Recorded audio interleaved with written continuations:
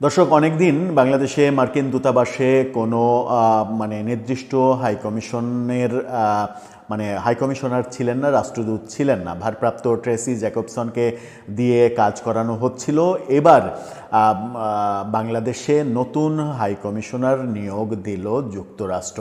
অনেক আগেই তার নিয়োগটা ট্রাম্প প্রশাসন ফাইনাল করেছিলেন, কিন্তু সিনেটের অনুমোদনটা মিলছিল না। অতঃপর সিনেটের অনুমোদন পেল। বাংলাদেশে যখন একটা বাজে অবস্থা তৈরি হয়েছে, চলছে, ঠিক সেই সময় নতুন মার্কিন রাষ্ট্রদূতের এই অনুমোদন, সিনেটের অনুমোদন নতুন কোনো বার্তা দিচ্ছে কিনা সেটা একটু বুঝে দেখব। কে হচ্ছেন পরবর্তী রাষ্ট্রদূত, কবে আসছেন, কিভাবে তার কর্মকাণ্ড চালু হবে, এর আগে বাংলাদেশে তিনি দায়িত্ব পালন করেছেন কিনা সেই আলোচনাগুলো করে বোঝার চেষ্টা করব।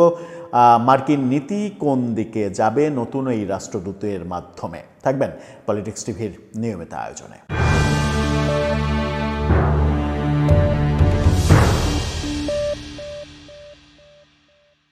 দর্শক, বলছিলাম অনেক দিনের বিরতির পরে 2024-এর মার্চ এপ্রিলের পরে মে মাসের 2025-এর একেবারে শেষে, ডিসেম্বরের শেষ দিকে এসে এই যে দীর্ঘ গ্যাপ, প্রায় 1.5 বছরের বেশি গ্যাপ, এই 1.5 বছরের বেশি গ্যাপে নতুন রাষ্ট্রদূত দিল মার্কিন কর্তৃপক্ষ।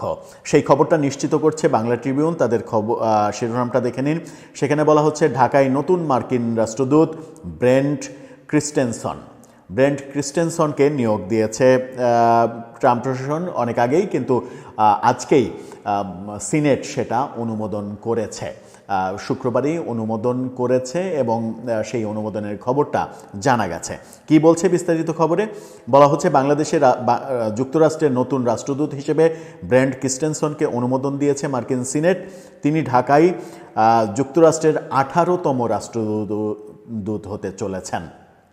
18তম, অর্থাৎ এর আগে পিটার হাস দায়িত্ব পালন করেছিলেন 17তম হিসেবে, তিনি হচ্ছেন 18তম রাষ্ট্রদূত হিসেবে। সিনেটের অনুমোদনের তথ্য নিশ্চিত করেছেন ক্রিস্টেনসন নিজেই।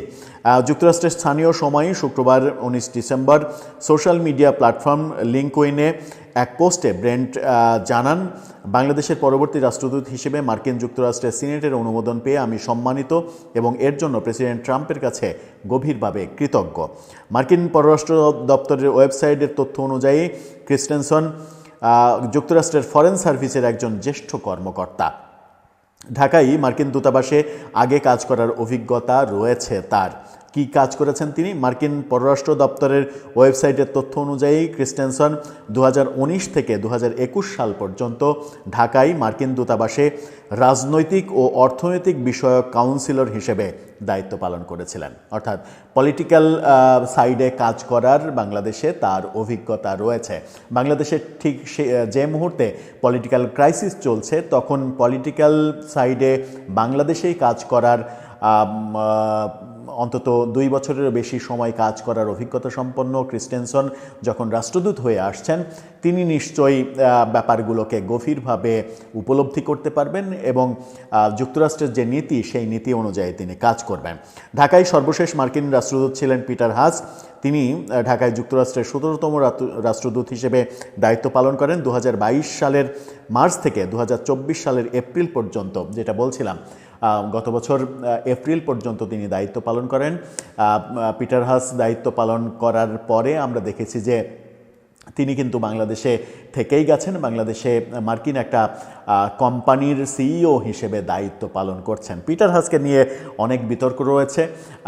গত বছর 24-এ যে সরকার পতনের আন্দোলন, কোটা আন্দোলন থেকে শুরু হয়ে যে আন্দোলনটা সরকার পতনের দিকে গেল এবং শেখ হাসিনা সরকার পতনের পেছনে আওয়ামী লীগ পিটার হাসকেও অনেককেই দায়ী মনে করে, তার মধ্যে পিটার হাসকেও দায়ী বলে বিভিন্ন সময় তাদেরকে বলতে শুনেছি আমরা।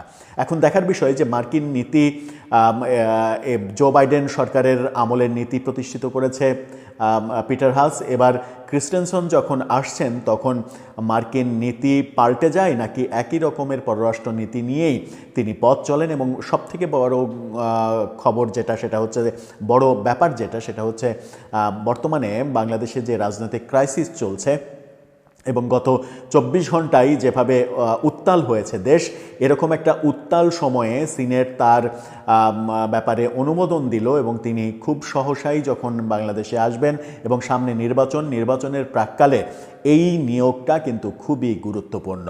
সেখানে এখন দেখার বিষয় যে মার্কিনীদের দিক থেকে নতুন কোনো কৌশল অবলম্বন করা হয় কিনা বাংলাদেশ বিষয়ে। দর্শক, এই ব্যাপারে আপনার ভাবনা, আপনার মতামত জানিয়ে লিখতে পারেন আমাদের কমেন্ট বক্সে।